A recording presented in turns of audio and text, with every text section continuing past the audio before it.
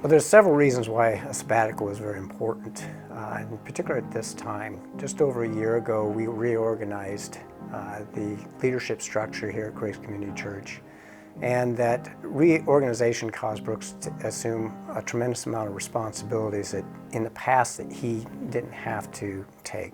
While that reorganization has been extremely successful, it would give Brooks and Stacy an opportunity to step away from their daily ministry responsibilities and reflect and evaluate where they're at and seek guidance from the Holy Spirit to best determine the direction that Grace Church should go in the future. This plan was in the making well before his back injury. In fact, we had the majority of the plan laid out prior to his injury. The main accountability is the chairman of the elder board, Jim Saban, will be in communication with Brooks at least every other week to hold him accountable to the 5 phases of the sabbatical itself and make sure that he's staying on track, and if there's other things that we can do as a church body to help him get through this period of time.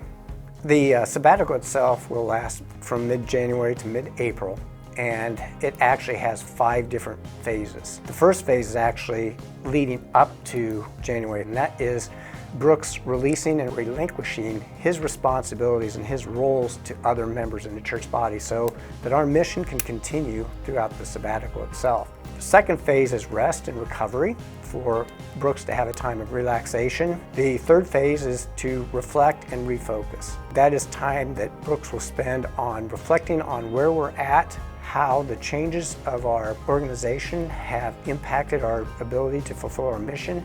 Then the fourth phase is realignment, and that is seeking God how to best utilize His gifts to promote Grace Community Church in the future.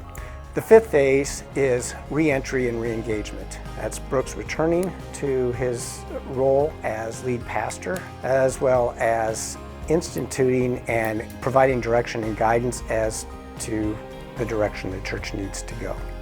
One of the main benefits that the church is going to receive from the sabbatical is that Brooks will return refreshed and renewed, but the church itself can benefit from the standpoint of when you have a great teaching pastor, it's easy to get focused in on the messenger as opposed to the message. There's always that danger of worshiping the pastor as opposed to worshiping Christ.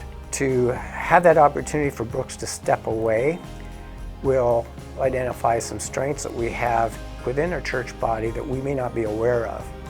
In other words, other people will be stepping up and assuming the roles that Brooks has taken in the past, and they'll be able to demonstrate the gifts that they have as well that we may not have previously recognized.